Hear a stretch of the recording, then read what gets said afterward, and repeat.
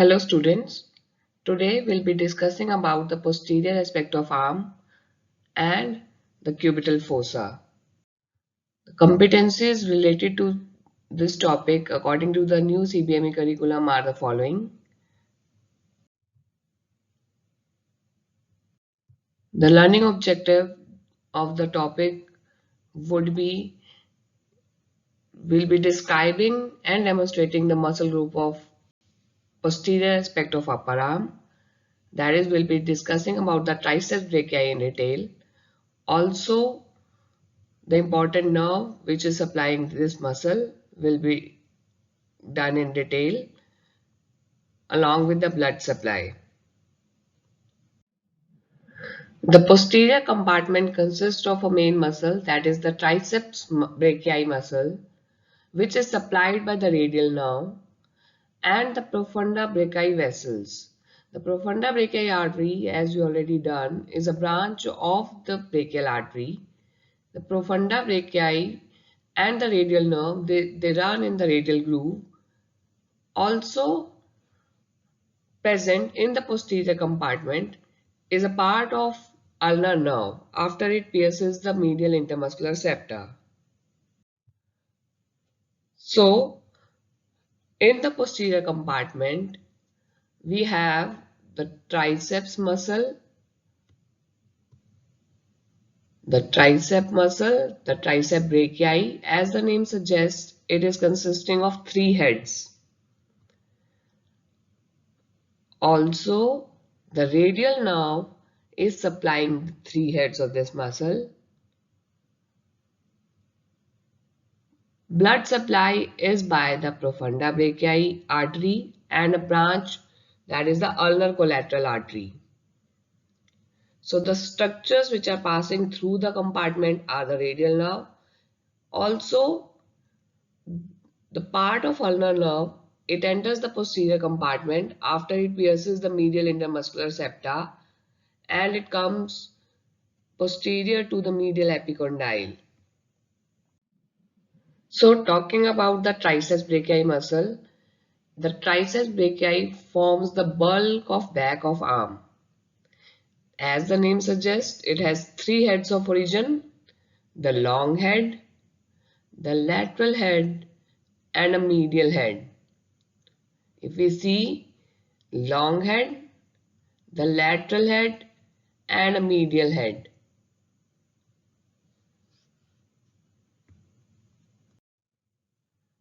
The long head originates from the infraglenoid tubercle of scapula. Here is the infraglenoid tubercle. If we remember, the biceps long head, it arises from the supraglenoid tubercle of scapula. So the triceps brachii, the long head is arising from the infraglenoid tubercle of scapula and also from the fibrous capsule of shoulder joint.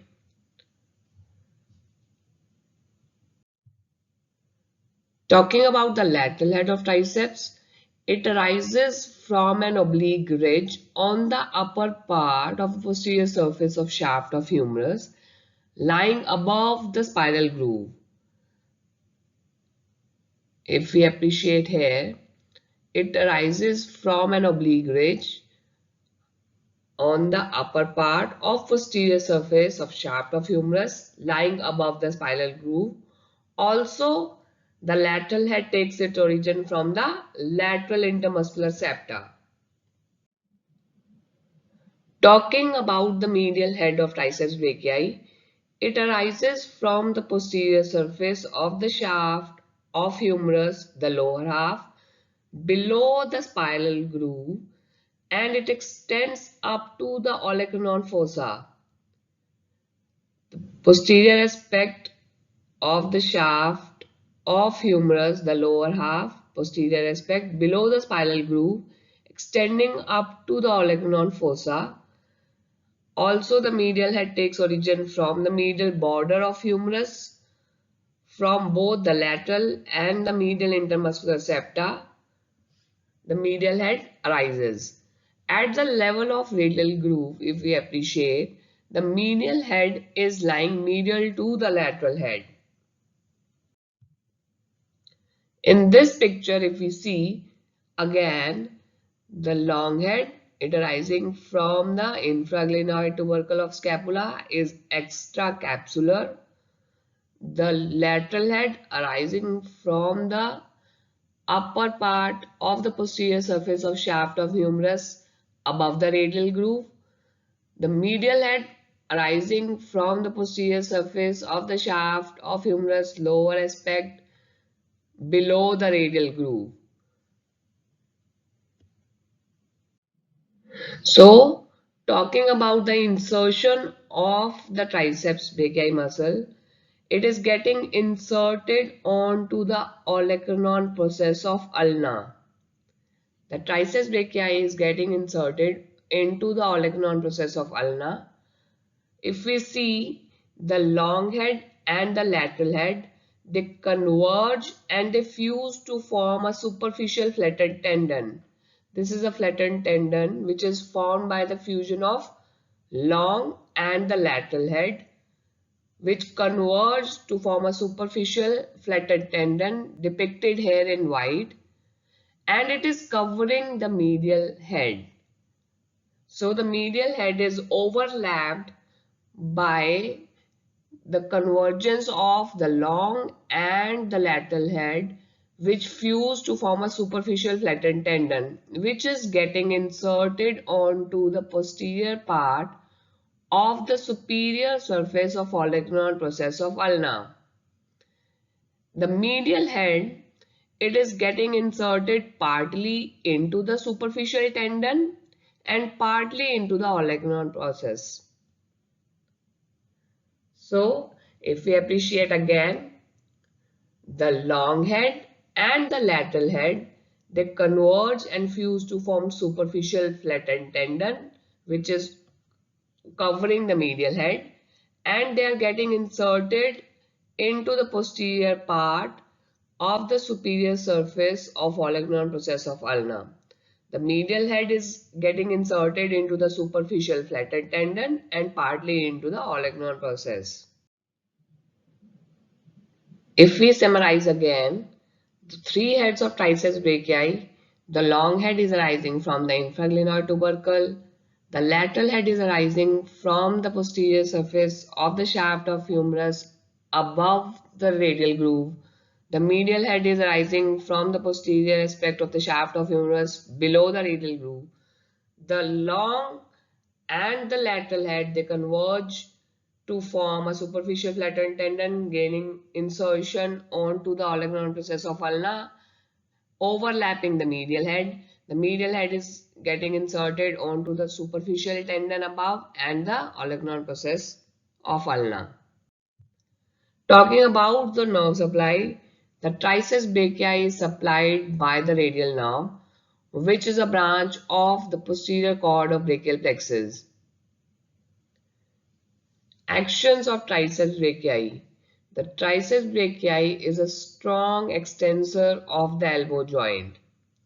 Also, the long head, it supports the head of humerus in the abducted position of arm. So, the main action of triceps brachii is extension at the elbow joint. The long head is supporting the head of humerus in overhead abduction of arm.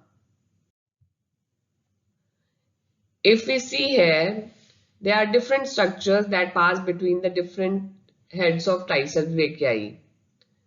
Between the long and the medial head lies the radial nerve and the profunda brachii artery. Between the lateral head and the medial head lies the radial nerve and the profunda brachii artery when they run in the spiral groove. If we appreciate here again, between the lateral head and the medial head, the structures which are running in the spiral groove are the radial nerve and the profunda brachii artery. The structures between the long and the lateral head of triceps are, if we see, there is a descending branch of the posterior circumflex humeral artery, and an ascending branch of the profunda brachii artery. The branches they anastomose between the long head of triceps and the lateral head of triceps. The descending branch of posterior circumflex humeral artery and an ascending branch of profunda brachii artery. They run between the long and lateral head of tricep muscle. Talking about the radial nerve, this is the largest branch of posterior cord of brachial plexus. It lies behind the third part of axillary artery, leaving the axilla by passing through the lower triangular space. It passes downwards in the radial groove between the lateral head and the lateral intermuscular septa and piercing the lateral intermuscular septa to enter the cubital fossa. So if we see here, the radial nerve in the upper part of arm, it continues behind the brachial artery and passes posterolaterally with the profunda brachii vessels through the lower triangular space that is below the teres major and between the long head of triceps and the humerus, thereby entering the radial groove with the profunda brachii vessels. In the radial groove, if we see, the nerve runs downwards and laterally between the lateral head, this is the cut end of lateral head, and the medial head of triceps. This is the medial head, this is the long head. So this is the lower triangular space. In the radial groove, the nerve is running along with the profunda brachii vessels, passing downwards and laterally between the lateral head and the medial head of the triceps, where it comes in contact with the humerus. At the lower end of the groove, if we appreciate approximately 5 cm below the deltoid tuberosity, the radial nerve is piercing the lateral intermuscular septa.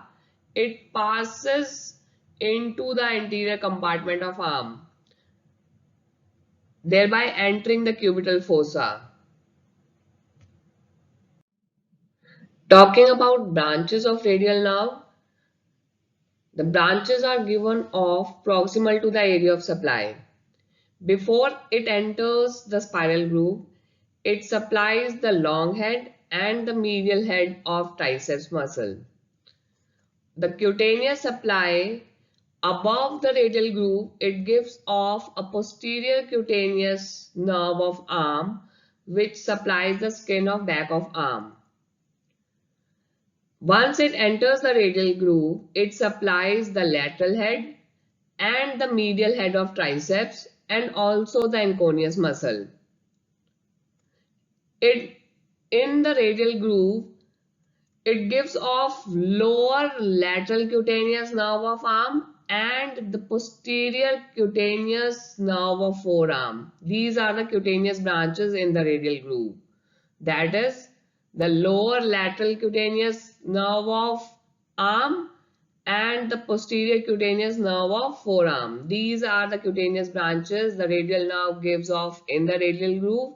The muscular branches in the radial groove are the medial head of triceps, the lateral head of triceps and the anconeus. Above the radial groove, it gives branches to the long and the medial head of triceps. The cutaneous branch above the radial groove is the posterior cutaneous nerve of arm. At the lower end of the radial groove, the radial nerve pierces the lateral intermuscular septa and it passes into the anterior compartment of arm. So on the front of arm, it supplies the brachialis muscle, the brachioradialis muscle and the extensor carpi radialis longus. This is the extensor group of muscles which are supplied by the radial nerve, which is the main nerve supplying the extensor compartment of forearm. So at the level of lateral epicondyle, The muscles applied by the radial nerve are the brachialis muscle, the brachioradialis muscle, extensor carpi radialis longus muscle, the extensor carpi radialis brevis digitorum, and the extensor carpi ulnaris muscle. Also, the articular branches are given to the elbow joint. So, the radial nerve appears in a gap between the brachialis muscle medially and the brachioradialis muscle and the extensor carpi radialis longus muscle laterally. While it runs in this intermuscular gap, it supplies these three muscles, and at the level of lateral epicondyle, it gives off posterior interosseous nerve or the D branch of radial nerve, which leaves the fossa by piercing the supinator muscle. This is the supinator muscle. The D branch pierces the supinator muscle and it supplies the posterior compartment of forearm. Whereas the cutaneous or the superficial terminal branch is the cutaneous branch, and it is distributed to the lateral 3.5 fingers till nail beds on the dorsum of hand. Talking about the applied anatomy of radial nerve, the radial nerve is very commonly damaged in the region of radial groove or the spiral groove. The common causes of injury are the intramuscular injections given in the triceps muscle, sleeping in an armchair with the limb hanging by the side of the chair, also known as Saturday night palsy, or even the pressure caused by a crutch, causing the crutch paralysis. Also, fractures of the shaft of humerus may cause damage to the radial nerve. This results in weakness or the loss of power of extension at the wrist joint, that is the wrist drop, and also the sensory loss over a narrow strip on the back of forearm and on the lateral side of dorsum of the hand.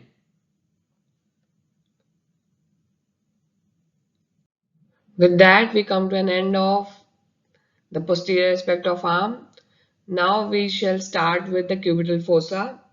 This will be discussed under the following headings: the boundaries, the contents, and the applied aspect. The cubital fossa is a triangular hollow or a triangular depression situated on the front of elbow or the cubitus, and it is homologous with the popliteal fossa of the lower limb situated on the back of the knee. Since the cubital fossa is triangular in shape, so it has an apex, a base, a medial boundary and a lateral boundary. The base is formed by an imaginary line drawn between the medial epicondyle and the lateral epicondyle of humerus. It is an imaginary line passing between the two epicondyles of humerus. Laterally, the boundary is formed by the medial border of the brachioradialis muscle.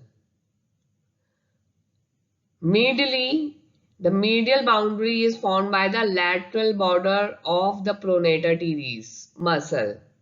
So this is the pronator teres muscle, this is the brachioradialis muscle.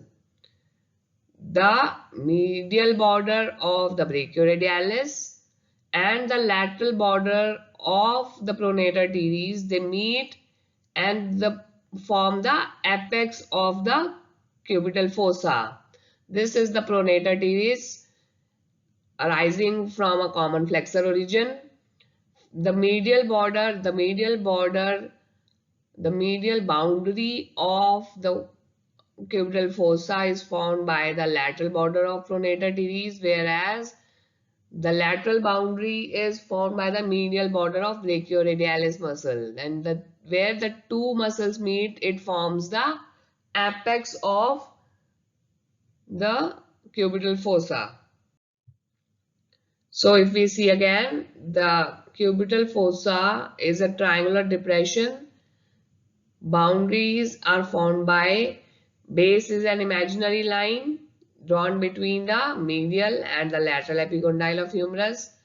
Laterally, it is formed by the medial border of brachioradialis. This is the brachioradialis muscle. Medially, it is formed by the lateral border of pronator teres muscle. Apex is formed by a point where the lateral and medial boundaries meet. The roof of cubital fossa is formed by skin and the superficial fascia. The superficial fascia contains in the lateral part the cephalic vein and the lateral cutaneous nerve of forearm, which is a branch of musculocutaneous nerve. In the medial part, the superficial fascia contains the basilic vein and the medial cutaneous nerve of forearm, which is derived from the medial cord. In the middle, it contains the median vein of forearm and the median cubital vein, which is joining the cephalic vein to the basilic vein. The deep fascia over this region is formed by the bicipital aponeurosis, which is the part of insertion of biceps brachii muscle. It separates the median cubital vein from the brachial artery, and it is pierced. This aponeurosis or the deep fascia is pierced by a vein communicating the median cubital vein with the deep vein. So it is joined, the median cubital vein is joined by a perforator with the deep veins, and the perforator is piercing the bicipital aponeurosis. If we appreciate it here, the floor of cubital fossa is formed by the brachialis and the supinator muscle. The lower part of brachialis muscle forms the upper part of the floor of cubital fossa, and the supinator forms the lower and lateral part of the cubital fossa floor. If we see the superficial structures which are present in the roof of cubital fossa, those are the median cubital vein, which passes diagonally across the roof of cubital fossa, and it connects the cephalic vein, which is present on the lateral side of upper limb, with the basilic vein, which is present on the medial side. So the median cubital vein connects the cephalic vein with the basilic vein. The bicipital aponeurosis, it separates the median cubital vein from the brachial artery and the median nerve. And also the bicipital aponeurosis is pierced by a vein communicating the median cubital veins with the deeper veins. Also, the cutaneous nerve present are the medial cutaneous nerve of forearm derived from the medial cord of brachial plexus, and the lateral cutaneous nerve of forearm, which is from the musculocutaneous nerve. So these are the structures present in the roof of cubital fossa formed by the superficial fascia. And the floor, as we already discussed, is formed by the brachialis muscle, lower part of the brachialis muscle above, and the supinator forms the floor in the lower part and the lateral part. Talking about the contents of cubital fossa, if we see, the fossa is actually very narrow and the contents are described once the boundaries are retracted. So, talking about the contents, from medial to lateral aspect, the medialmost content of the cubital fossa is the median nerve. The median nerve passes between two heads of pronator teres. The brachial artery lying lateral to the median nerve divides into its terminal branches, the ulnar artery and the radial artery. Lateral to the brachial artery is the tendon of biceps brachii muscle, and lateral most is the radial nerve, which is dividing into a superficial branch and a deep branch which pierces the supinator muscle. Also encountered are the supratrochlear group of lymph nodes.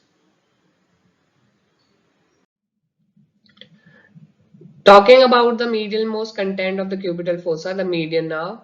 The median nerve, it gives a branch to the pronator teres, and then it leaves the cubital fossa. It leaves the cubital fossa by passing between the two heads of pronator teres, the humeral head and the ulnar head of pronator teres. Talking about the brachial artery, which lies lateral to the median nerve, the brachial artery divides into its terminal branches opposite the neck of radius into the radial artery and the ulnar artery. The radial artery is smaller and is more superficial than the ulnar artery, and it gives off a radial recurrent branch. The ulnar artery, it is deeper and it runs downwards and medially, and it passes below the deep head of pronator teres, thereby separating it from the median nerve. So the median nerve is lying between the two heads of pronator teres, whereas the ulnar artery is passing below the deep head of pronator teres. The ulnar artery in the cubital fossa gives off the anterior ulnar recurrent, the posterior ulnar recurrent, and the common interosseous branch. The common interosseous artery further divides into anterior interosseous artery and a posterior interosseous artery, which gives off the interosseous recurrent branch. All these arteries take parts in anastomosis around the elbow joint, which have already been covered. Lateral to the brachial artery lies the tendon of biceps along with the bicipital aponeurosis.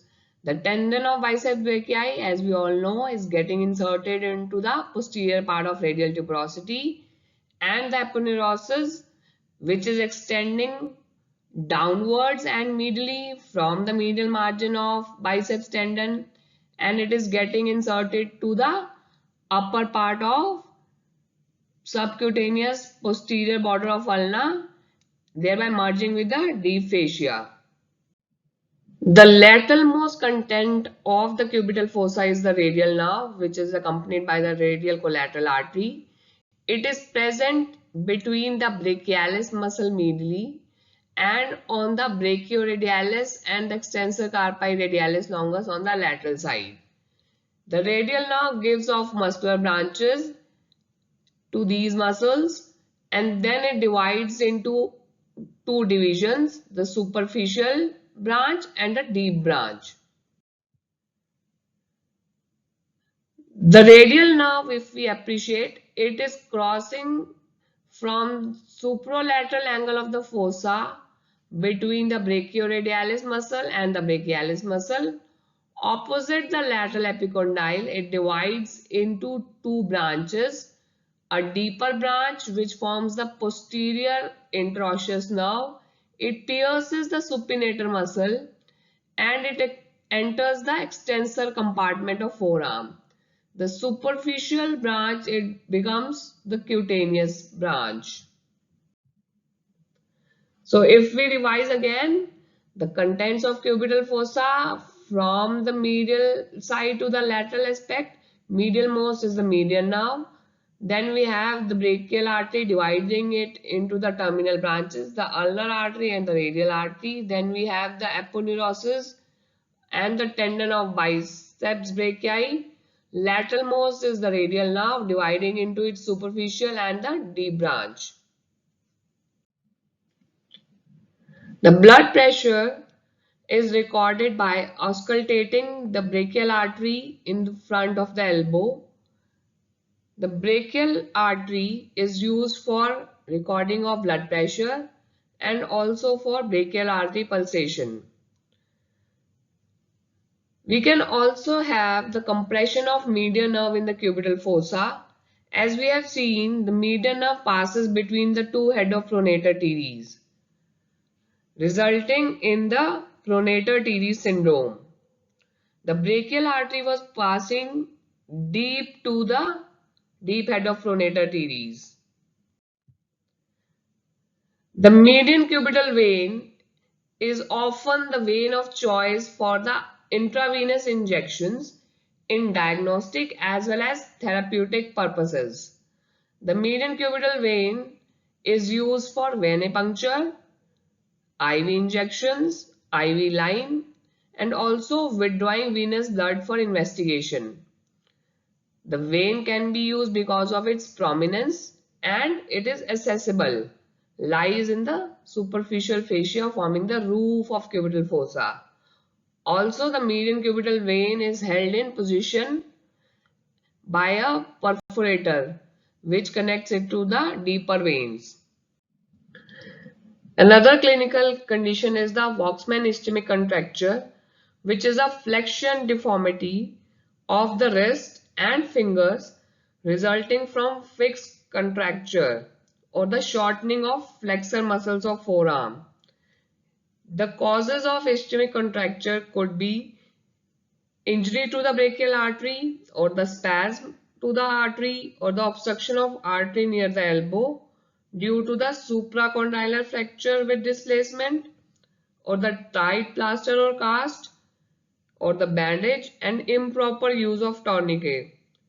This results in tense edema of soft tissue of forearm with unyielding facial compartment, resulting in ischemic necrosis of the deep flexor muscles. The muscles involved are the flexor pollicis longus and the flexor digitorum profundus. The ischemia may lead to the necrosis of muscle which are replaced by the fibrous tissue. Thereby, the muscles become permanently shortened, resulting in the flexion deformity, contraction of digits and sometimes wrist with loss of hand power, causing a condition that is the Volkmann ischemic contracture. So if we summarize today's lecture, the posterior aspect of arm, the main muscle is the triceps brachii. It is a powerful extensor at the elbow joint supplied by the radial nerve. We discussed about the course of radial nerve in detail. Then we studied about the cubital fossa, the structure forming the boundaries, the contents, and the applied aspect. So with this, we come to an end of our lecture for today. Thank you.